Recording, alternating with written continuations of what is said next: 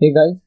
Blue colour tech के इस नए वीडियो में आप सभी का फिर से एक बार स्वागत है। तो दोस्तों, हमने अपने पिछले वीडियो में बॉक्स मॉडल के बारे में देखा था, जिसमें से हमारे इस बॉक्स मॉडल का हमारे सीएसएस के डिजाइनिंग के अंदर क्या रोल होता है और साथ ही में हमने कंटेंट, पैडिंग, बॉर्डर और मार्जिन के बीच क्या डिफरेंस है और इनका क्या रोल है हमारे बॉक्स मॉडल के अंदर, इनके बारे में भी हमने अपने पिछले वीडियो में देखा था। तो आज के इस वीडियो में हम इसी बॉक्स मॉडल को प्रैक्टिकली हमारे वेब डेवलपमेंट के अंदर कैसे यूज करते हैं, कैसे इस बॉक्स मॉडल की यूज से हम सीएसएस को डिजाइनिंग कर सकते हैं और साथ ही में हम पैडिंग और मार्जिन के अलग अलग टाइप्स देखेंगे, कैसे हम अलग अलग साइड से मार्जिन या फिर पैडिंग दे सकते हैं। तो इन सब के बारे में आज इस वीडियो में देखने वाले हैं। तो बिना देरी के चलिए इस वीडियो को शुरू करते हैं।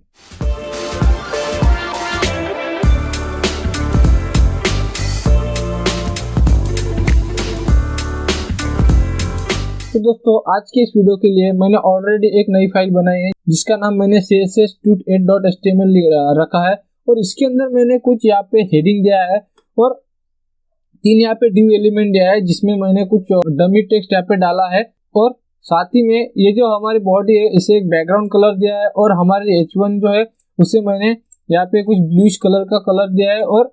उसकी जो टेक्स्ट अलाइन यहाँ पे सेंटर कर रही है और उसे मैंने एक बॉर्डर बॉटम करके दिया है और मैंने अपने लाइव सर्वर को ऑन करा है। तो ये हमें कुछ इस तरह से हमें हमारा आउटपुट दे रहा है। अब बॉक्स मॉडल को देखने के लिए मैं सिंपली ये जो हमारा जो ये div एलिमेंट्स है इसको मैं यहाँ पे कुछ बैकग्राउंड कलर देना चाहता हूँ और सेव करता हूँ। तो आप देख सकते हो ये जो हमारा डमी टेक्स्ट है इसे कुछ बैकग्राउंड कलर यहाँ पे आ गया है और उसके बाद मैं इसे कुछ बॉर्डर देना चाहता हूँ और ये बॉर्डर जो रेडियस है इसे देना चाहता हूँ। तो मैंने यहाँ पे बॉर्डर 2 पिक्सल दिया है कुछ पर्पल कलर का और जो बॉर्डर रेडियस है उसे मैंने 10 पिक्सल करा है और सेव करता हूँ। तो आप यहाँ पे आउटपुट में देख सकते हो कि हमारा जो आउटपुट है यहाँ पे 3 अलग अलग व्यू हमें दिखाई दे रहे हैं जिसका बैकग्राउंड कलर कुछ येलो टाइप का है और उसे मैंने कुछ पर्पल कलर की यहाँ पे बॉर्डर दी है। अब अगर आप इसे गौर से देखोगे तो ये जो हमारा कंटेंट है वो यहाँ पे ये जो div है इसे एकदम चिपक के आ रहा है। मतलब ये जो कंटेंट है हमारा इसके बीच हमें कुछ भी जगह यहाँ पे दिखाई नहीं दे रहे, ये एकदम कॉम्पैक्ट यहाँ पे शो कर रहा है। और साथ ही में हमारे जो अलग अलग व्यूज है, जैसे अगर आप पहले ड्यू के बाद दूसरा ड्यू देखोगे तो ये भी एकदम एक दूसरे से चिपक के है। तो यहाँ पे हमें इसे अच्छे से दिखाने के लिए यहाँ पे हम कुछ स्पेस छोड़ते हैं, उसी को हम यहाँ पे मार्जिन या फिर पैडिंग बोलते हैं। तो हमने यहाँ पे बॉर्डर के बारे में अच्छे से देख लिया है हमारे पिछले वीडियो में और अब हम यहाँ पे मार्जिन और पैडिंग के बारे में अच्छे से देखते हैं। तो अगर मैं इस div एलिमेंट पे राइट क्लिक करता हूँ और इसे इंस्पेक्ट करूंगा तो यहाँ पे बॉटम में हमें अलग अलग बॉक्स को जोड़ के एक हमें यहाँ पे फिगर यहाँ पे दिखाई दे रही है। अगर आप इस डायग्राम को हमारे पिछले वीडियो के डायग्राम से कंपेयर करेंगे तो आपको भी यहाँ पे कंटेंट, पैडिंग, बॉर्डर और मार्जिन के जैसे हमें यहाँ पे बॉक्सेस आपको दिखाई देते हैं। जैसे अगर यहाँ पे देखोगे तो आप ये जो है जैसे मैं होवर कर रहा हूँ, मतलब ये जो सेंटर में बॉक्स है हमारा वो एक्चुअल में कंटेंट है। उसके बाद अगर मैं यहाँ पे पैडिंग पे होवर करता हूँ, यहाँ पे हमने कुछ भी पैडिंग नहीं दी है इसलिए हमें यहाँ पे शो नहीं कर रहा है और हमने यहाँ पे 2 पिक्सल की बॉर्डर दे रखी है जैसे कि आप यहाँ पे देख सकते हो, इसलिए यहाँ पे 2 पिक्सल की बॉर्डर हमें शो कर रहा है। उसके बाद आपको यहाँ पे मार्जिन दिखाई दे रही है, तो इसी को हम बॉक्स मॉडल कहते हैं। अब मैं यहाँ पे ये जो हमारा कंटेंट है इसके अंदर कुछ यहाँ पे जगह देना चाहता हूँ ताकि ये मुझे यहाँ पे चिपक के ना दिखाई दे, इसमें कुछ जगह मैं यहाँ पे छोड़ना चाहता हूँ, तो इसे हम पैडिंग कहते हैं। तो पैडिंग देने के लिए सिंपली हमें यहाँ पे पैडिंग लिखना पड़ेगा और उसके बाद यहाँ पे कितनी पैडिंग हमें देना है उसकी वैल्यू मैं यहाँ पे फॉर एग्जांपल 10 पिक्सल लिखता हूँ। तो अगर सेव करता हूँ और आप यहाँ पे देखोगे तो ये जो हमारा एलिमेंट है यहाँ पे वो इसके अंदर कुछ यहाँ पे हमें जगह देखने को मिल रही है। अगर मैं इसे क्लोज भी करता हूँ तो आपको यहाँ पे हर एक साइड से हमें यहाँ पे 10 पिक्सल की यहाँ पे जगह हमें देखने को मिल रही होगी। और अगर मैं यहाँ से इसे इंस्पेक्ट करता हूँ और इसके ऊपर हाईलाइट करता हूँ तो आपको यहाँ पे हमारे जो बॉक्स मॉडल के बीच में जो ये पैडिंग का जो बॉक्स था वहाँ पे आपको हर एक साइड पे यहाँ पे 10 पिक्सल की यहाँ पे हमने पैडिंग दे रखी है, ये हमें यहाँ पे बॉक्स मॉडल के अंदर शो कर रहा है। अब उसी तरह हमारे जो div एलिमेंट्स है एक दूसरे से चिपक के हुए हैं और यहाँ पे हमने आजू बाजू में कुछ भी जगह नहीं छोड़ी है, तो इसमें भी मैं कुछ जगह छोड़ना चाहता हूँ। तो हमारे जो div के बाहर, मतलब ये जो बॉर्डर के बाहर हम कुछ भी जगह छोड़ते हैं उसे हम मार्जिन कहते हैं। तो मार्जिन देने के लिए सिंपली मुझे यहाँ पे मार्जिन लिखना पड़ेगा और यहाँ पे मार्जिन की वैल्यू भी मैं यहाँ पे 10 पिक्सल देने वाला हूँ और उसे सेव करता हूँ तो आप देख सकते हो तो हमारे जो div एलिमेंट्स है इसके बीच में हमें यहाँ पे कुछ जगह यहाँ पे देखने को मिल रही है। मतलब हमने यहाँ पे ये जो हमारा div एलिमेंट है इसके बाहर से कुछ हमने यहाँ पे जगह छोड़ी है, इसे हम मार्जिन कहते हैं। और अगर मैं इसे इंस्पेक्ट करूंगा और हमारे div एलिमेंट को यहाँ पे हाईलाइट करूंगा तो आप यहाँ पे क्लियरली देख सकते हो हमारे बॉक्स मॉडल के अंदर जो मार्जिन का बॉक्स है वहाँ पे हमें यहाँ पे 10 पिक्सल की यहाँ पे हमें दिखाई दे रही है। इस तरह से हम बॉक्स मॉडल को यूज कर सकते हैं हमारे CSS डेवलपमेंट के अंदर और यहाँ से चेक कर सकते हैं कि हमने कौन से एलिमेंट को कितनी पैडिंग या फिर बॉर्डर या फिर मार्जिन दे रखी है। और हमने बॉक्स मॉडल के अंदर ये भी देखा था कि हमारे जो कंटेंट के अराउंड जो स्पेस है उसे हम पैडिंग कहते हैं और उसके बाद हमारे जो कंटेंट और पैडिंग के अराउंड जो हम कुछ देते हैं उसे हम बॉर्डर कहते हैं। और जो बॉर्डर के बाहर और हमारे जो ये ब्राउजर की विंडो इसके बीच में आता है उसे हम मार्जिन कहते हैं। तो आई होप आपको इस एग्जांपल की तरह इस बॉक्स मॉडल का अच्छे से आपको आइडिया आया होगा कैसे ये वर्क करता है। और यहाँ से अगर मैं इस पैडिंग को सिलेक्ट करता हूँ और इसे मैं कम ज्यादा करता हूँ तो आपको यहाँ पे क्लियरली इसे कम ज्यादा होते देख सकते हैं और यही सेम वैल्यू हमें इसके अंदर यहाँ पे हमें रिफ्लेक्ट होती हुई देख सकते हैं। और उसी तरह हमने यहाँ पे कुछ मार्जिन भी दिए तो वो मार्जिन भी आप जितनी हमने यहाँ पे दे रखी है उतनी यहाँ पे हमें शो कर रहा है। तो इस तरह से बॉक्स मॉडल की तरह हम हमारे कंटेंट को, पैडिंग को, बॉर्डर को और मार्जिन को डिफरेंशिएट कर सकते हैं। अब यहाँ पे हमने क्या किया है, यहाँ पे हमने इस पैडिंग को चारों तरफ से सेम वैल्यू दे रखी है। अब मैं अलग अलग वैल्यू अगर देना चाहूँ तो उसे हम कैसे दे सकते हैं। जैसे हमने यहाँ पे बॉर्डर के वक्त देखा था कि हमने अलग अलग साइड से कैसे उसे बॉर्डर दे रखी थी, बॉर्डर टॉप, बॉर्डर बॉटम, ऐसे उसी तरह हम पैडिंग को भी कर सकते हैं। तो उसके लिए सिंपली मैं यहाँ पे सबसे पहले इसे यहाँ पे कुछ कमेंट देना चाहता हूँ कि पैडिंग के लिए ये और उसके बाद मार्जिन के लिए ये, इसे कुछ कमेंट करके डिफरेंशिएट करना चाहता हूँ। तो पैडिंग को अलग अलग देने के लिए मैं यहाँ पे पैडिंग और उसके बाद जो उसकी साइड है जैसे यहाँ पे टॉप पे, तो यहाँ पे मैं अगर 20 पिक्सल लेता हूँ और सेव करता हूँ तो आपको यहाँ पे ऊपर से हमें 20 पिक्सल की पैडिंग आपको देखने को मिलेगी। तो आप अगर यहाँ पे बॉक्स मॉडल के अंदर देखोगे तो यहाँ पे हमें तीनों साइड से 10 यहाँ पे वैल्यू दिखाई दे रही है और ऊपर से हमें 20 पिक्सल यहाँ पे वैल्यू दिखाई दे रही है। उसी तरह अगर मैं यहाँ पे कुछ बॉटम करता हूँ और यहाँ पे लेफ्ट करता हूँ और यहाँ पे राइट करता हूँ और यहाँ पे अलग अलग कुछ यहाँ पे वैल्यू दे दूंगा, उसके लिए मैं यहाँ पे 35 लिखता हूँ, यहाँ पे 25 लिखता हूँ और यहाँ पे 30 लिखता हूँ और सेव करता हूँ। तो आप यहाँ पे देखोगे कि हमने यहाँ पे चारों तरफ से अलग अलग यहाँ पे वैल्यू हमने दे रखी है। अगर आप यहाँ पे बॉक्स मॉडल में देखोगे तो हमने यहाँ पे टॉप से 20 पिक्सल दे रखी है, राइट से 35 पिक्सल दे रखी है, बॉटम से 30 पिक्सल और लेफ्ट से हमने 25 पिक्सल यहाँ पे हमने वैल्यू दे रखी है। तो इस तरह से हम पैडिंग को भी अलग अलग साइड से दे सकते हैं। अब उसी तरह जैसे हमने पैडिंग को अलग अलग साइड से दिया है उसी तरह हम यहाँ पे मार्जिन को भी अलग अलग साइड से यहाँ पे दे सकते हैं। तो उसके लिए जैसे हमने इस पैडिंग के लिए हमने यहाँ पे अलग अलग साइड से कुछ पैडिंग दी है उसी तरह सेम हमें यहाँ पे मार्जिन के लिए भी लिखना पड़ेगा। तो जैसे margin top, margin bottom, margin left, margin right, तो उसके लिए मैं यहाँ पे इसे सिंपली कॉपी पेस्ट करूंगा और ये जो पैडिंग है उसकी जगह मैं यहाँ पे मार्जिन लिख दूंगा।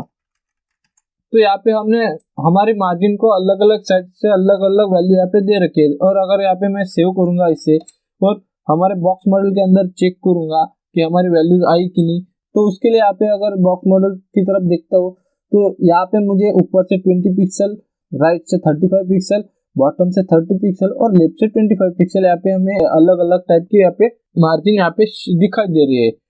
अब ये तो देखा है कि हमने अलग अलग साइड से कैसे मार्जिन और पैडिंग दिया है और इसके अंदर हमने यहाँ पे 4 अलग अलग लाइन लिखा है। अब मैं जैसे हमने यहाँ पे बॉर्डर के अंदर देखा था कि हम बॉर्डर के एक लाइन के अंदर कैसे हम यहाँ पे इन सारों को लेके दिखा सकते हैं, उसी तरह हम पैडिंग को भी एक लाइन के अंदर सारे साइड से हम पैडिंग को यहाँ पे यूज कर सकते हैं। तो उसके लिए सिंपली मैं यहाँ पे अब इसे मैं थोड़ा नीचे लूंगा और इसके अंदर लिखूंगा पैडिंग टू ईच साइड और इसी को मैं यहाँ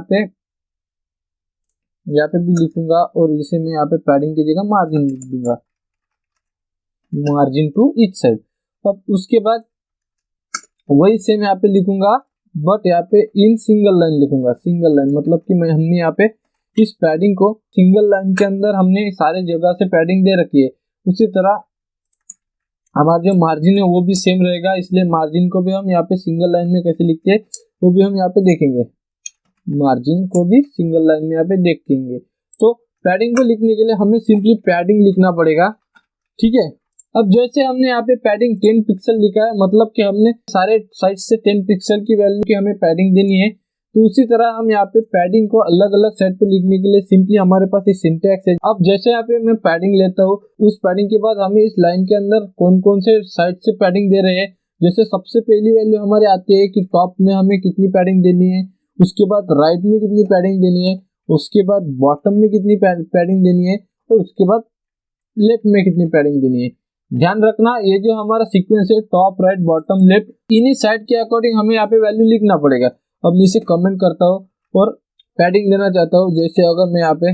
पैडिंग लिखूंगा, टॉप में लिखना चाहता हूँ मैं 15 पिक्सल, उसके बाद राइट में लिखना चाहता हूँ मैं 20 पिक्सल, उसके बाद बॉटम में लिखना चाहता हूँ मैं 25 पिक्सल, यहाँ पे ये सेमीकोलन नहीं चाहिए, और लेफ्ट में लिखना चाहता हूँ यहाँ पे 30 पिक्सल, और इसे सेव करूंगा। तो आप देख सकते हो हमारे बॉक्स मॉडल के अंदर हमने जो पैडिंग दे रखी थी, जैसे टॉप में 15, राइट में 20, बॉटम में 25 और लेफ्ट में 30, जो हमने यहाँ पे इस साइड में वैल्यू लिखी है और यही सीक्वेंस में लिखी है, तो वही हमें यहाँ पे बॉक्स मॉडल के अंदर यहाँ पे शो कर रहा है। तो उसी तरह जैसे हमने यहाँ पे पैडिंग को एक लाइन के अंदर लिखा है, उसी तरह हम यहाँ पे मार्जिन को भी एक लाइन के अंदर लिख सकते हैं। तो मार्जिन को लिखने के लिए यहाँ पे मुझे सिंपली यहाँ पे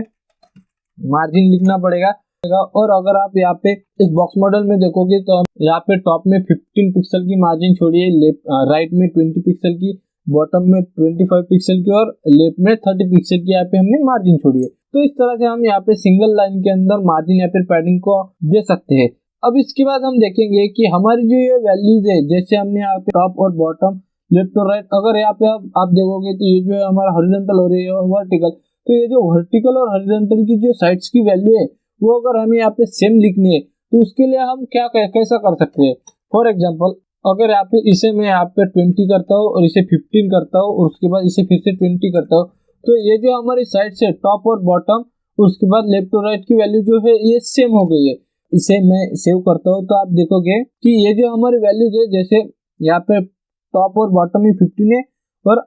लेफ्ट और राइट में भी यहाँ पे 20, सेम वैल्यू हमने यहाँ पे लिखी है। और अगर मुझे इसे स्मार्ट वे में लिखना है, तो उसके लिए मैं यहाँ पे ऐसा नहीं लिखते हुए यहाँ पे लिखूंगा पैडिंग,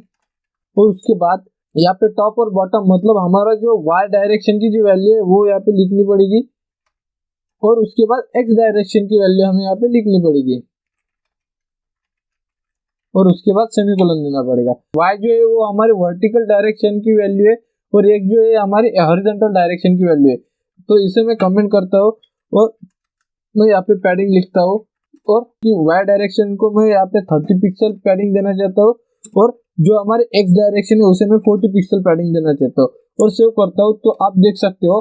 कि हमने जो यहाँ पे वैल्यू दी थी वाई डायरेक्शन को 30 पिक्सल और एक्स डायरेक्शन को 40 पिक्सल, तो यही सेम वैल्यू हमें यहाँ पे दिखाई दे रही है। तो इस तरह से हम यहाँ पे वर्टिकल या फिर हॉरिजॉन्टल डायरेक्शन की जो वैल्यू है वो अगर सेम हुई तो उसे पैडिंग कैसे दे सकते थे, तो हमने यहाँ पे देखा है। अब सेम हमने जैसे यहाँ पे पैडिंग लिखी है, उसी तरह हम यहाँ पे मार्जिन को भी लिख सकते हैं। मार्जिन को भी लिखने के लिए सेम हमें यहाँ पे जो हमारी एक वाई डायरेक्शन की वैल्यू है और उसके बाद एक्स डायरेक्शन की वैल्यू वो यहाँ पे लिखनी पड़ेगी, और इसे भी मैं यहाँ पे कॉपी करना चाहता हूँ, और इसे पैडिंग की जगह मार्जिन लिखना चाहता हूँ और सेव करता हूँ। तो आप देख सकते हो कि हमने यहाँ पे जो वैल्यू टॉप और बॉटम के लिए लिखी है और जो वैल्यू लेफ्ट और राइट के लिए लिखी है वही यहाँ पे हमें शो कर रहा है। तो इस तरह से हम हमारे बॉक्स मॉडल के जरिए हम पैडिंग, बॉर्डर या फिर मार्जिन को अलग अलग वे में यहाँ पे लिख सकते हैं। अब ये तो हो गया हमारा पैडिंग और मार्जिन। अब मैं क्या करता हूँ, मैं इन सबको कमेंट करता हूँ, और जो हमारे सबसे पहली लाइन है उसे मैं यहाँ पे सिर्फ रखता हूँ। यहाँ पे भी सारों को मैं यहाँ पे कमेंट कर दूंगा, ठीक है। यहाँ पे हमने पैडिंग रखी है 10 पिक्सल और मार्जिन रखी है 10 पिक्सल। अब अगर मैं इसे इंस्पेक्ट करता हूँ, ठीक है, और यहाँ पे इस ड्यू की जो विड्थ है, मैं यहाँ पे अगर इसे कुछ विड्थ देना चाहता हूँ 400 पिक्सल,